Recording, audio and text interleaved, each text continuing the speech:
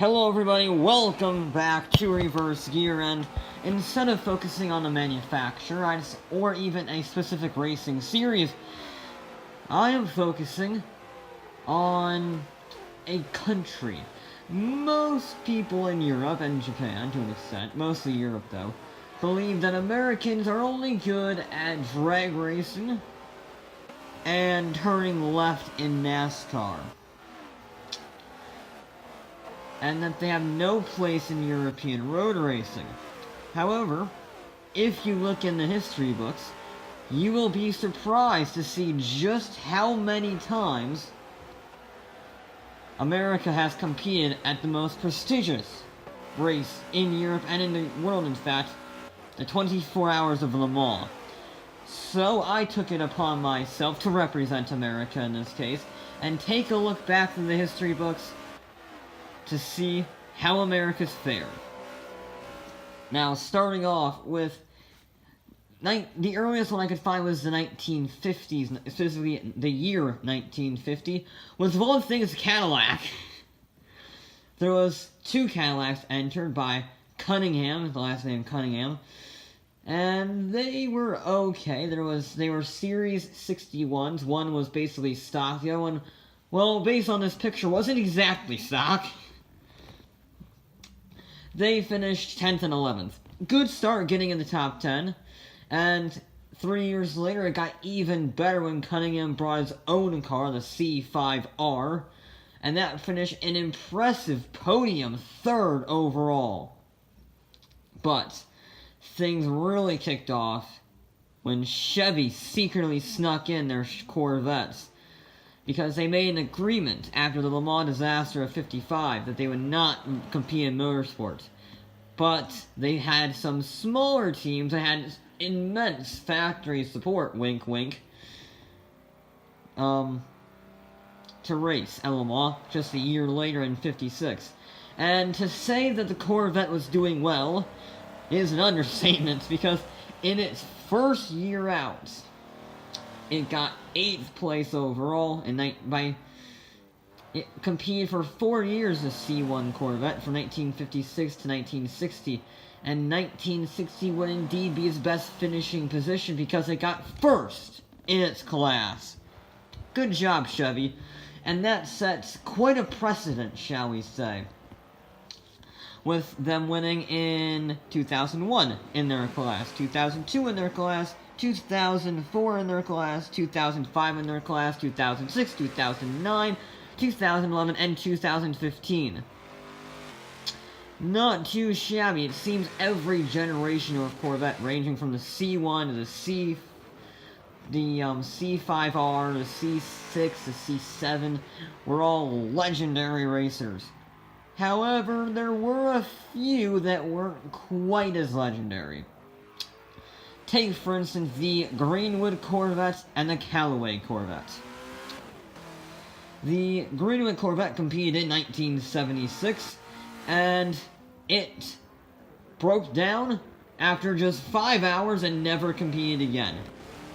It was the most American, though. 7-liter V8, 700 horsepower, and, well, just look at that bike kit, and the number 76. Come on, that's just America in a nutshell. And the Callaway Corvettes didn't finish much better either, with a highest scoring position of 9th in 1995 after a disqualification in 94, and a disqualification in 96. Yeah, they were struggling a little bit, Callaway. He tried, he got 9th, and that was about as good as he ever got. Then we move on to a chicken farmer in Texas. That can only mean one man, Carroll Shelby. He did actually start competing with the Shelby Cobra in 1963. However, he lost Le Mans quite considerably, but he did win the championship. He was the first American manufacturer to win the championship. Realizing his car was too slow, 1964, he and his team created this: the Shelby Daytona Coupe. Arguably one of the best looking Le Mans cars of all time, one of the rarest American cars ever made. They made 6 of them. Yeah. And, well, it got first in its class. Clearly, they did their job, and that left them with free reign to work on their next project. You see, Dearborn came knocking on the door saying, "Hey, Enzo Ferrari pissed us off, and they pissed you off. Why don't we work together to beat them?" So they did. After a few failed attempts in 64 and 65, in which 8 cars entered, none of them finished.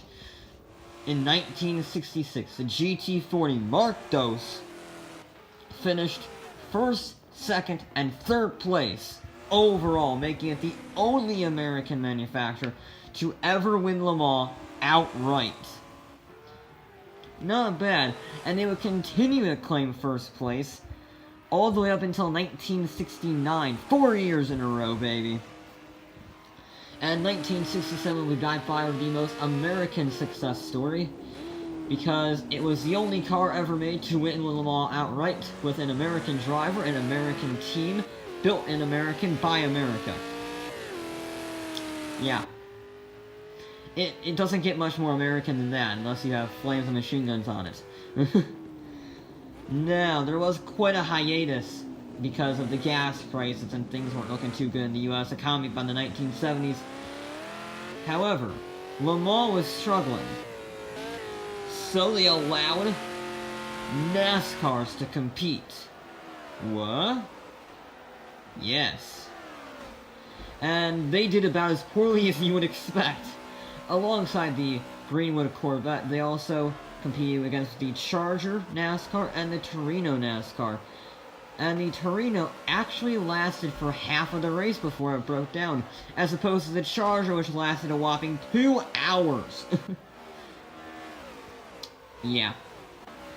And things only got worse in 1981, with the Camaro finishing last because it went out DNF first. It was the least car. It was a car that covered the fewest number of laps, and it did the same similar thing in 82, but it at least finished in 17th.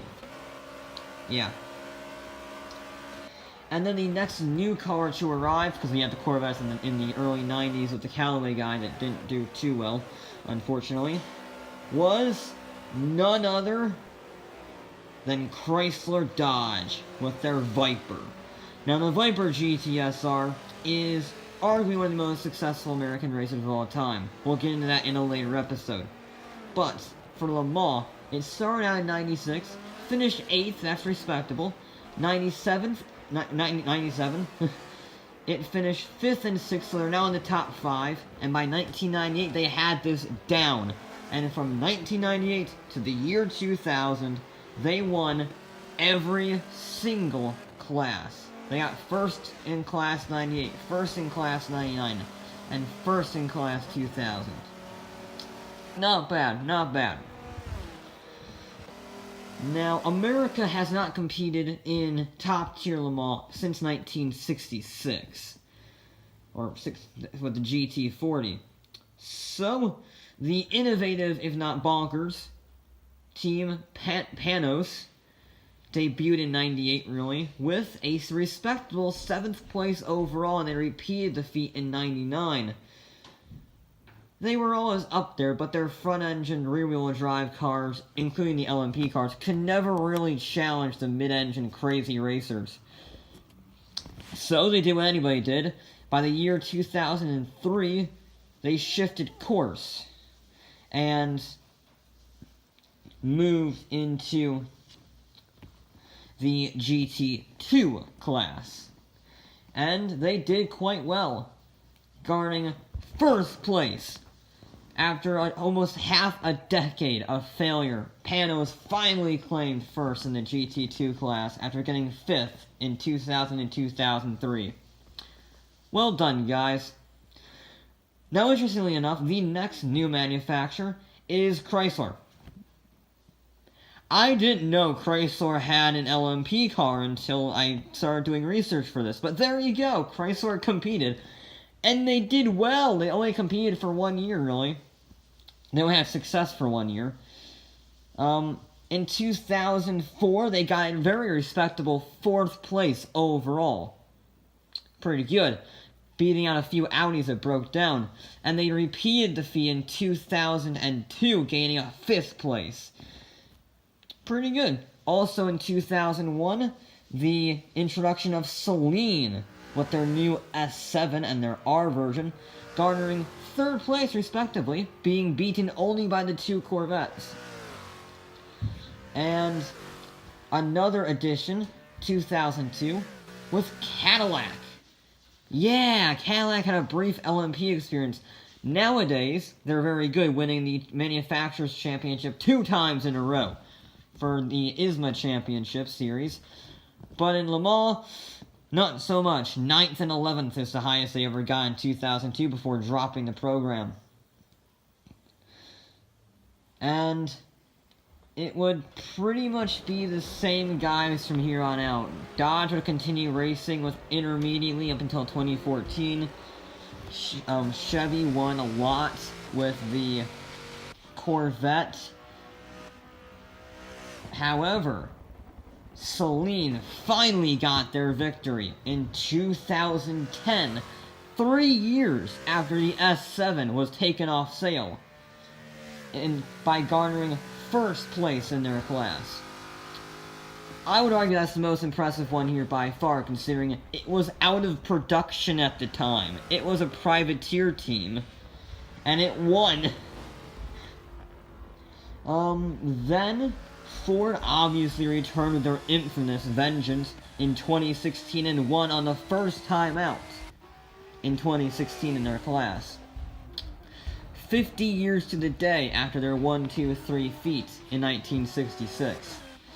And now it is still, to this day, an American showdown between Ford and Chevrolet, competing to see who is the best Le Mans manufacturer. So, frankly, you have to disagree with the Europeans here. Yes, we had some struggles, NASCAR,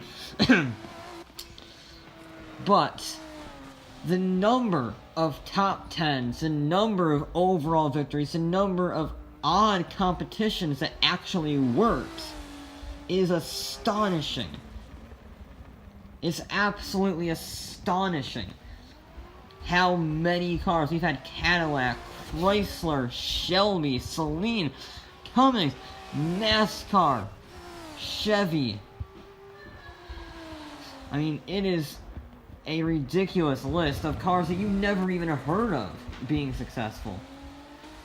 But there you go. Next time a European comes up to you and starts complaining about how we can't turn, just remind them of, you know, the fact that we win quite frequently at Le Mans. But there you go. That is going to be it for this episode of Reverse Gear. I'll be back with more.